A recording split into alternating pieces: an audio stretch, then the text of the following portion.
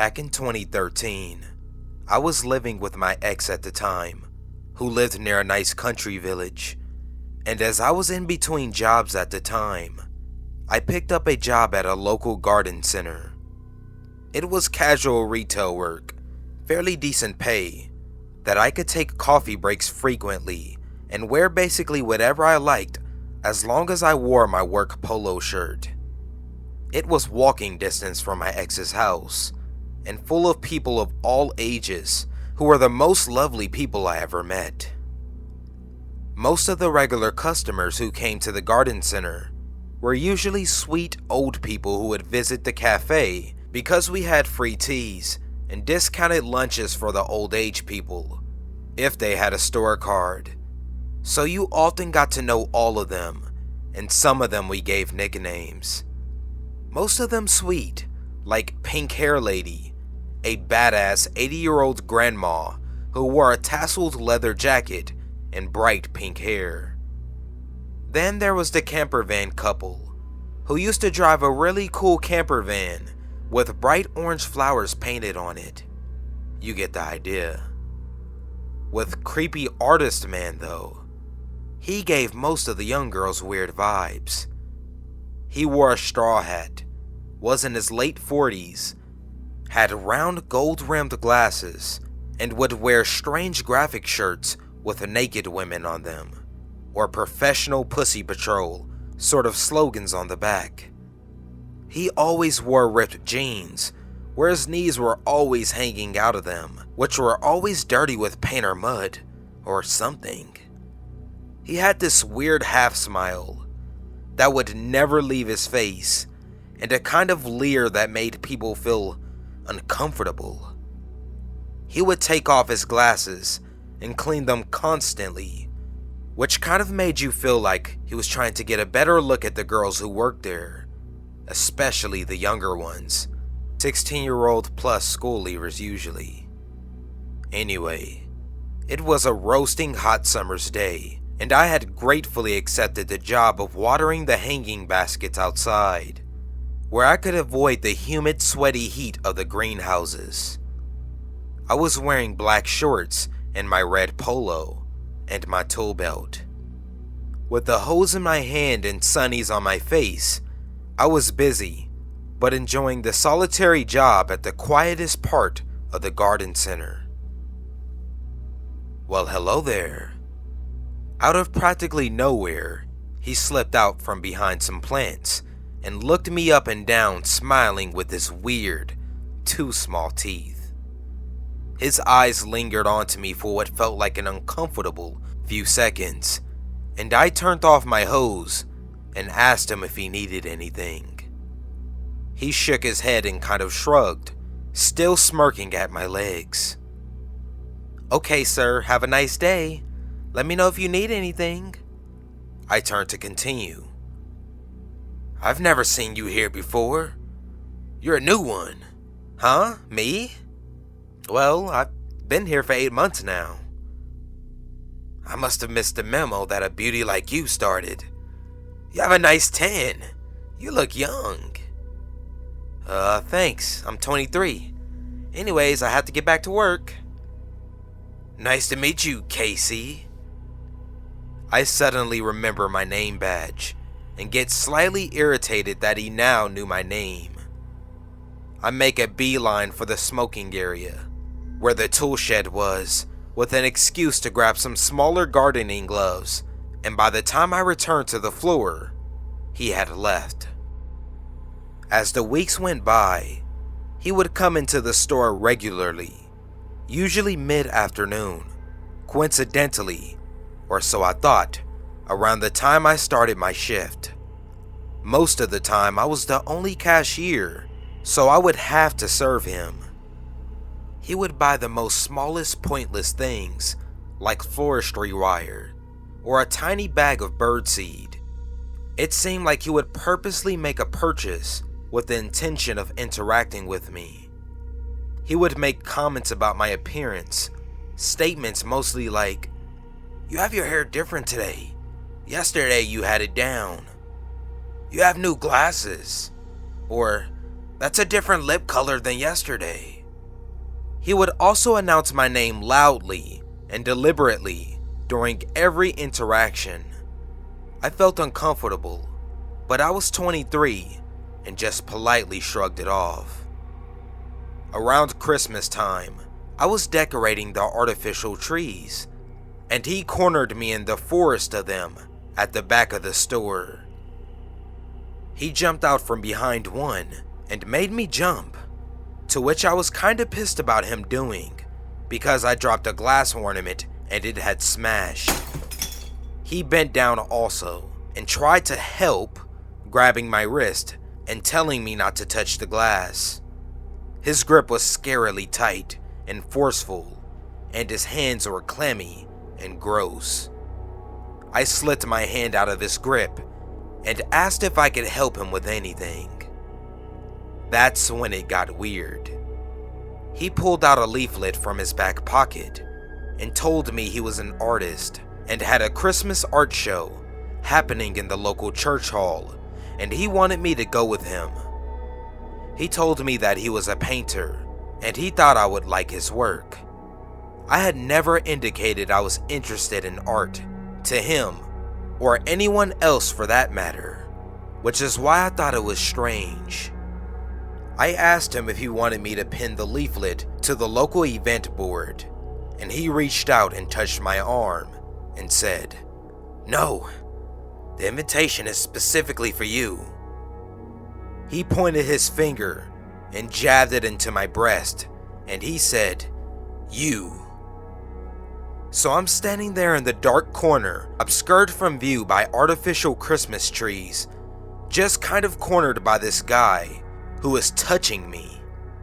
I cringed away and said, "I'm busy with my boyfriend that day, sorry," and kind of scampered off. I remember feeling really strange after that. The fact that he grabbed my wrist and jabbed his finger into my chest that way. I told a few of my colleagues about it, and they all told me that they would warn me next time he was in the store, so I could maybe just hang out at the storeroom until he was gone. Well, that memo must have missed a few of the temp Christmas staff, because one day I get told by one, "Your friend is asking for you at the tills." It wasn't unusual for my friends to stop by, as it was fairly popular for gifts. So thinking it's maybe my ex's mom or something, I head to the till, and there he is. He's holding a piece of paper. I cringe, but he had seen me now, so I walk over and ask what he needed from me. He passed the paper over and asked me to open it.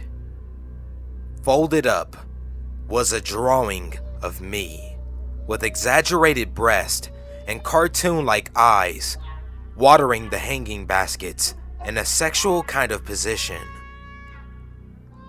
I kind of stood there and said, "Thank you," but I couldn't keep it as I thought it was inappropriate to take gifts from customers. I handed it back to him, and he kind of looked at me with this angry stare.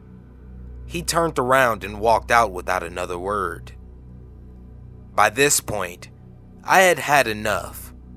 I knocked on my manager's door and told him about the whole scenario that just happened and all the previous interactions I had had with him over the past year. He watched the CCTV and told me he would talk to him if he came back. He praised me for my reaction to his advances and said that I was doing the right thing, and he would try and see him off next time. The next day was a Sunday, and I was not due in to work.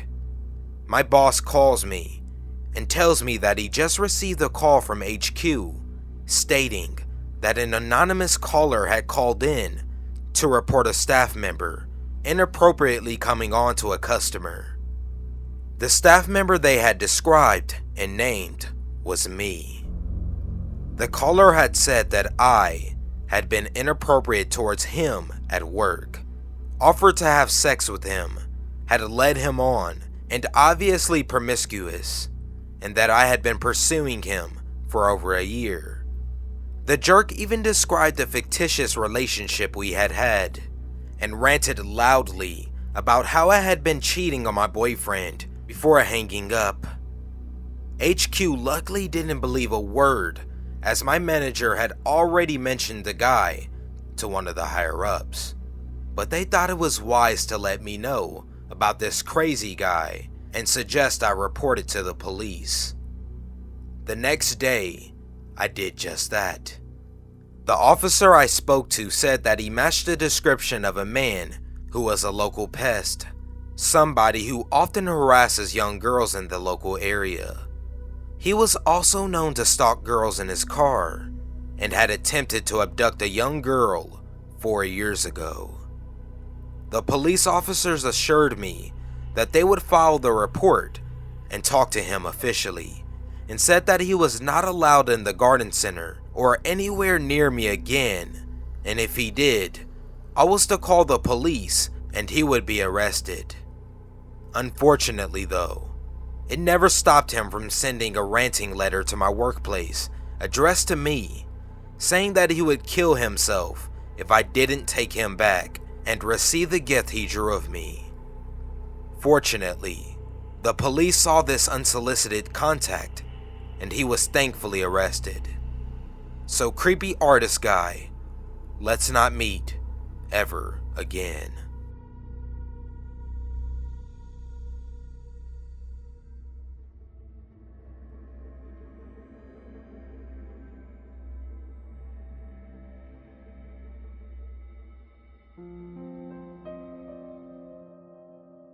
I bought my nephew a toy phone 10 years ago.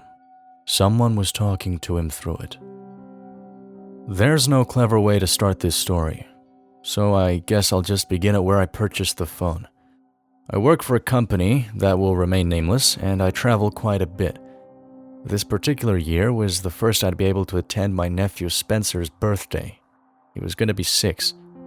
I had called a few days prior to relay the good news. He was so happy and just couldn't believe his Uncle Barry would be at his birthday. The only thing then was to get him something. He wasn't like any of the other kids. His interests had more so to do with old things, antiques such as old pictures, lamps, tables, you name it. If I showed you a picture of the walls in his room, you'd think it was a picture of Cracker Barrel. I thought I'd never find anything until I stumbled into a little shop the day before my flight back home. I don't recall the exact name, but I remember a sign in the window that said, "A gift for any occasion." Upon entry, all I could see were many various items, lazily strewn about the room. It did look like that of a small antique shop, but I saw plenty of modern toys and trinkets in the mix. After a moment, a middle-aged woman with large purple glasses appeared behind the counter. "Hello, dear," she said in a sweet southern accent. "What can I do for you today?"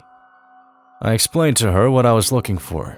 She looked at me inquisitively as I spoke, but it didn't seem like anything I said rang a bell. Though, when I finished, she made a pondering expression and excused herself to the back room. After about 3 minutes, she came back with something under her arm. She placed on the counter what seemed to be an old rotary phone, probably from the 60s. "We sometimes take donations. Usually you're supposed to come in and do it, but someone left this at the front of our door about 6 months ago," she told me. "My dad always loved old things and insisted on keeping it in his back office. Unfortunately, he passed away in March, but I'd be happy to get rid of it. It makes me sad to look at it anyhow." Not only did she want to get rid of it, she actually just let me have it. I was ecstatic as it seemed to be the perfect gift for Spencer. You could see where the old cable was ripped out from the back, and it had dust and stains and scratches all over it. To Spencer, that was perfection. I remember jumping up and down with glee when I gave it to him. He hugged it to his chest and said it was the best present in the whole wide world. Even my brother Jack patted me on the back and congratulated me on a job well done. I was feeling pretty good, as even his own parents had trouble finding just the right thing for him. But according to my nephew, I had hit the nail on the head with this one. If only I had known. When I left from my next trip, nothing had happened yet. I got the first phone call about 2 weeks later. Jack said that Spencer had an imaginary friend named Billy that he talks to on the phone I got him. I laughed at this, knowing that it would be impossible to make a call on it, but Jack did not join me. "That was my first reaction," he said.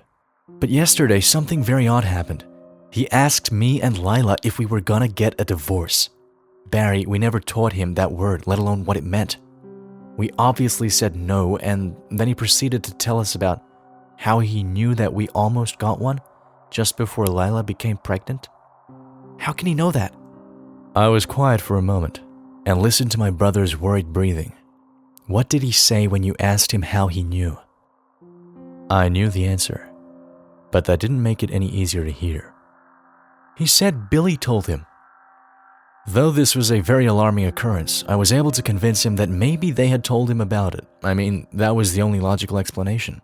The thought of someone actually talking to him through a 50-year-old phone that wasn't even plugged in was insane. We couldn't have known then, could we? In a nutshell, that's how it was. For years, I might add. I would get a frantic call from Jack about the many things Billy was telling Spencer. He knew in-depth details about his parents' first date, who they were with before, and even stuff he somehow knew they did growing up. Jack would be dumbfounded but just assume that he had told him and forgot, or maybe Lila had told him instead. The thing that really kept Jack and Lila from doing anything about it was that aside from how peculiar it was, there wasn't really any harm coming from it. That all changed when Spencer reached middle school. He kept the phone in his room at all times, right on his nightstand. He started to shut off from his friends and didn't talk to his parents much. Anytime they tried to reach out, they were met with one-worded answers and sideways glances. I had a feeling something was wrong when my phone rang at 3 a.m. Jack was screaming for me to get to the hospital immediately, and that he'd explain further when I arrived. The entire drive, I could feel a weight in my stomach growing. It almost felt as if I was going to throw up. When I walked through the front door, I could see Lila in the waiting room. When I approached her, I could easily see that she'd been crying. Before I could say anything, she gestured to the bathroom. "In there," she said, her voice breaking. "Please, Barry, help." I went inside and saw Spencer up against the wall, Jack a mere inches from his face. "If you say Billy one more time, Spencer, I'm gonna lose my fucking mind, so you better tell me right now how you knew," he was saying. Once my presence was acknowledged, Spencer used the distraction to slip away from his father and hurry out of the door. Jack went for him, but I grabbed him. "What happened? Why are we here?" I said. At first, he just ranted about how fed up he is with Spencer and that phone, that it's caused nothing but problems over the years, and he's about to take it away. It was only when he had finished and calmed down that I got a clear answer. At around 2 a.m., Spencer burst through their bedroom door, covered in sweat and tears, streaming down his face. He said that Billy told him that his mom's sister, Erica, had fallen on a knife and was currently bleeding out on the floor. He knew what room she was in, how she fell, how long she had been there, and even what caused her to fall. She'd slipped on some water she'd forgotten to clean up while chopping vegetables. They found her unconscious in the kitchen, just like Spencer had said. Despite finding her alive, she didn't make it. She was pronounced dead at 3:45 a.m. June 5, 2014. The following weeks were incredibly unpleasant for my brother's family. I took time off work to help out, but I didn't think I did much. I mainly just kept them company and tried to get through to Spencer. I felt that he resented me more than anyone since I was the one who bought him the phone. After some time, they decided to take him to the doctor for a brain scan. Lila has a cousin who's schizophrenic and thought maybe he had been unfortunate enough to develop the condition. Despite multiple tests, nothing wrong was found. He was able to get some anxiety medication, which did help but not nearly enough. And then life went on to as close as normal as possible. Spencer eventually stopped taking his medication, but it didn't seem like Jack and Lila thought it made much difference. He never had another meltdown, but there were days they nearly had to burst down his door to make him go to school. He didn't have any friends, never dated any girls. Even when he entered high school, his behavior changed very little, if at all. I always told myself I'd talk to him when I got the chance, that I'd reach out and finally be the one to break him away from this. Sadly, I never got the chance. The last call I received about my nephew came a week ago. I'll spare you the details of how the call went, but here's what I learned.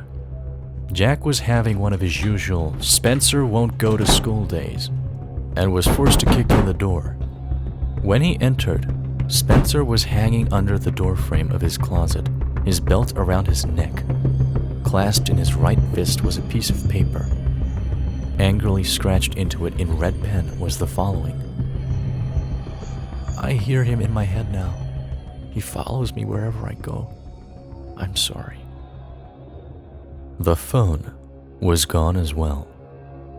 At the funeral, I tried to speak with my brother and his wife, but they didn't have much to say to me. After all, I was the one who gave him the one thing that started this. I decided to leave them be and hope that one day they can forgive me. I know you're probably thinking the reason I'm writing this has mostly to do with what I've told you so far. This may be confusing, but that's not the case. All this was merely a setup for what happened last night. As I arrived home yesterday, a package was sitting on my front porch. I picked it up and brought it to my kitchen table. There was no return address on it. Curiously, I opened it up and almost yelped when I saw what was within. The phone. An envelope was inside as well, marked To Barry. I slowly opened it up and took out a single piece of notebook paper from it. My heart was in my throat as I began reading. Dear Barry, I need you to know that I do not blame you for what you gave me 10 years ago. There's no way you could have known what it was capable of.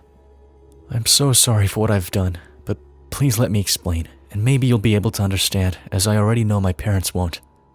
With that being said, I'd like to keep this between us. From the first time I heard Billy's voice, I was doomed to face this fate. That much was clear to me long ago. I didn't know when it would come, but when I began hearing his voice out in public about a year ago, I knew it was soon. At first, I thought Billy was good, telling me all the dirty little secrets Mom and Dad kept from me. The night he told me about Aunt Erica was when I knew he was anything but. It wasn't something as simple as telling me what happened. He told me one of my relatives was going to die, and I was immediately engaged in a sick guessing game against my will. I took too long to put the puzzle together, and she died because of me. After that, Billy was only telling me stuff that had to do with serial killers and natural disasters or national tragedies. I could probably tell you the name of every victim on the Titanic. He enjoys whispering them to me as I sleep. Today feels different. I'm taking control and ending this once and for all. When I started writing this, he taunted me, saying I was a coward and could never go through with it. But after a bit, he saw I was serious. I've already gotten my belt ready. He says before I do this, he would like for you to be the new owner of this phone. My choice would be to destroy it, but I still don't know everything he's capable of, so I dare not go against his wishes, especially if it affects someone other than me. He said to only pick up and listen once, and you'll never have to again. I'll leave that choice to you. I'm sorry, Barry. I'm so sorry. Spencer. With tears in my eyes, I slowly laid the letter onto the table. I looked down at the phone and a shiver went down my spine. This is stupid, I thought to myself. It's just a phone. Reluctantly, I put my hand on top of it. Something came over me, and I quickly jerked the phone to my ear and actually jumped back at the sound of a dial tone. I picked it up and checked for a plug-in or batteries, but there was no opening for batteries, and the cord was still cut. Even if it had a cord, it would still have been in the box. The dial tone rang out normally for about 10 seconds before I could just barely hear another sound getting progressively louder. The tone finally started to get quieter, and when I was able to hear the other sound, the hair on my arms stood on end.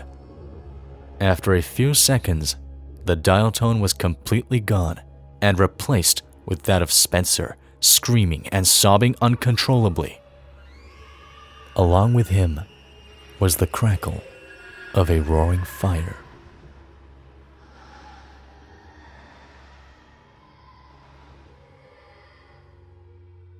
This happened quite a few years ago, when I was a relatively young and sheltered high school student, probably 15 years old.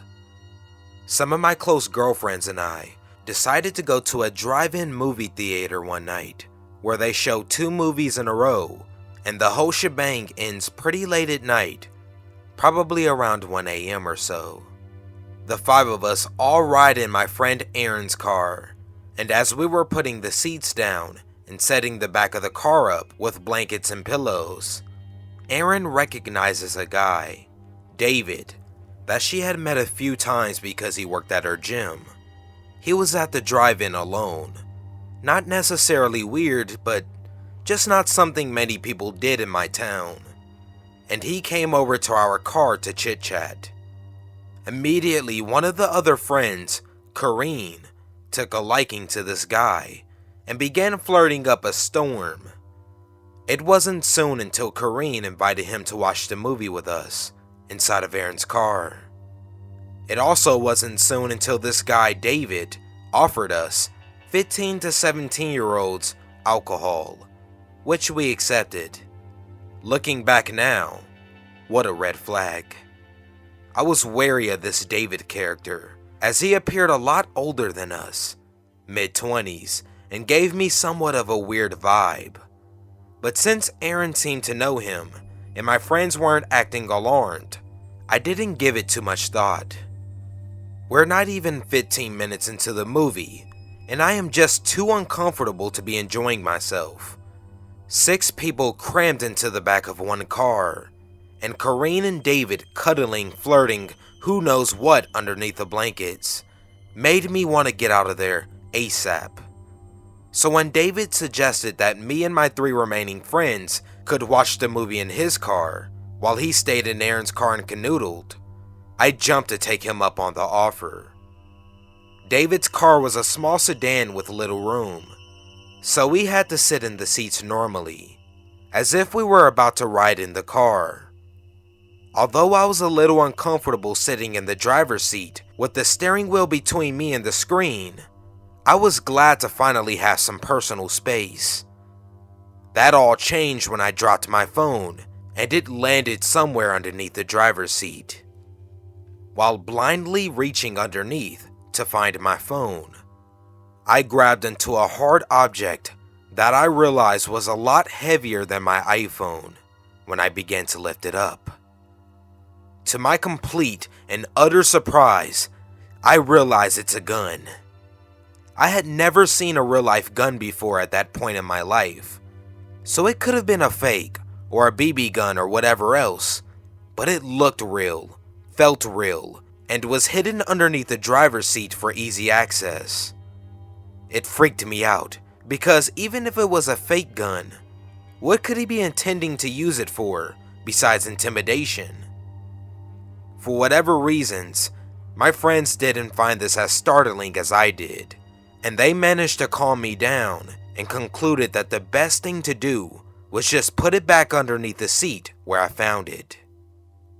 That was fine to me, as I didn't plan on ever being in this car again once the movie was over, and definitely didn't plan on being in the car when David was in it. The rest of the 2 movies went by fine. We're drinking the beer that this David character so kindly provided us, and having a fun time. It's late by the time the second movie ends, and I'm ready to get back to our friend Erica's house where we were sleeping for the evening. I hop out of David's car, ready to get back into Aaron's car, when I see Aaron's car already driving away. Corrine pops up and cheerfully announces, "David has offered us to drive us home. How nice of him, right?" Having no other way to get home, being slightly intoxicated, and watching the rest of my friends pile into the car, I followed suit, even though I had my hesitations. David sat in the driver's seat, I sat behind David, and Corrine sat shotgun, beginning to play her signature Justin Bieber playlist through the speakers. The car ride started out normal enough, with Erica giving directions to her house, Corrine not paying attention to anything but her Bieber, and me feeling uneasy and hyper aware of the situation. As we were approaching Erica's house, David asks us if we have time to take a quick drive up to the reservoir, which was located on the outskirts of town, very isolated and surrounded by a heavily wooded area. And it's probably about 2 a.m. at this point. The only person who even slightly knew this random man has left us, and I know this is a very real looking gun underneath the seat of this guy's car that he doesn't know I know about. So of course I say no. David just says, "We're going up to the reservoir." Confused and alarmed, I start politely protesting, saying we really don't have time. We're being expected at home, yada yada. But with every word I say, David turns the volume of the music up louder and louder, drowning out my voice and obviously ignoring me as he starts heading up the long dark road that leads to the reservoir. I go into panic mode, annoyed that none of my friends are doing anything, especially Kareen, who is still singing along to Bieber. I start to freak out. I decide that he can't take us up to the reservoir. He just can't. What if the gun is real and he threatens us with it? Or worse, what if the gun isn't real, but he still uses it to threaten us to do something? A million thoughts race through my head. I won't let him take us to a secluded area where any number of things could happen and no one could hear us. I decide if he's going to do something to us, I would rather risk it being there, in town, on a more populated road, where our chances of survival or whatever were better. So I literally freaked out. All sense of politeness I felt that I needed to have was gone. I started kicking the back of his chair with both feet, screaming at the top of my lungs that he needs to take us back now.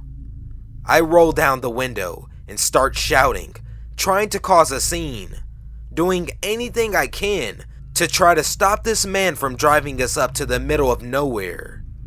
I don't stop kicking and screaming until he relents, almost scoffs, and says, "Fine," as if I was some crazy lady, completely overreacting to the situation. I don't care what he thinks, I am just relieved that he has turned the car around and is actually taking us back to Erica's house. Once we get there and run out of the car, we wake up Erica's parents to let them know what happened, since this guy now has one of our addresses. I didn't sleep that whole night, and my friendship with Kareen was irreparably damaged from her putting me in such a terrifying situation just cause she had the hots for this guy. So, creepy drive-in movie theater guy with a hidden gun who doesn't listen to scared 15-year-old girls, let's not meet again.